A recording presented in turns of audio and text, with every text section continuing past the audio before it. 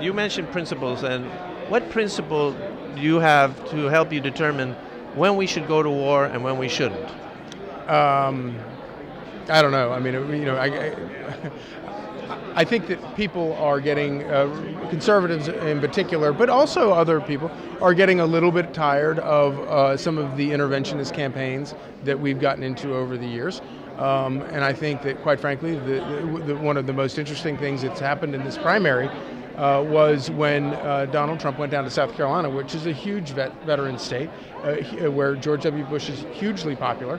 And he took on and I don't agree that George Bush lied his way into the Iraq War, but he challenged him on that, and he challenged the war, and he still won in South Carolina. And I think that tells you something about where that Republicans conservative voters are a little bit tired of these things, and it's not necessarily because they don't trust Republicans either.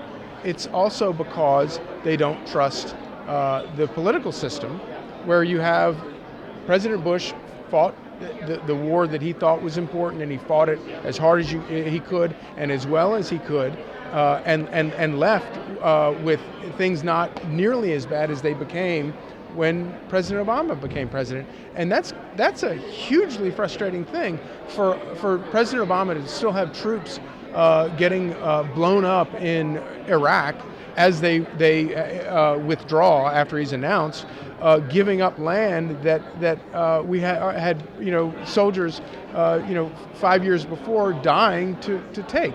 And that's a hugely frustrating thing. And I think that because of that, I think that a lot of conservatives have become somewhat jaundiced about the interventionist activities. Absolutely, and I commend Trump for speaking his mind and talking about policy.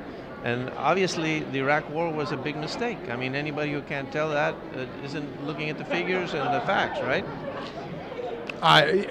We don't say that he was a malicious mistake. We don't say that he lied, because we don't know. We can't get into George Bush's mind, so we don't know if he knew or didn't. But it's clearly turned out to be a mistake. No, I would never second guess whether President Bush. I mean, President Bush, I think, did what he knew in his heart was the best thing to do, and he stuck with the troops to the very end, and he still does.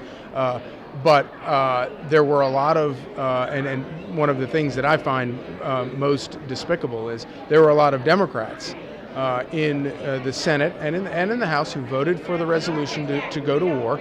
But once things got ugly, and things always get ugly in a war, once they got ugly, they bailed and turned it into a political issue, even though they had voted for it. And I think that is absolutely the most despicable thing you can possibly do, to send men and women into a battle that you aren't prepared to stick with until the objective is achieved.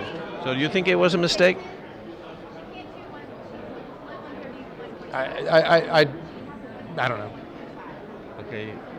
Well, thank you very much for the interview. Much. Yeah. And I appreciate your time. Great. Appreciate it. Sorry about that.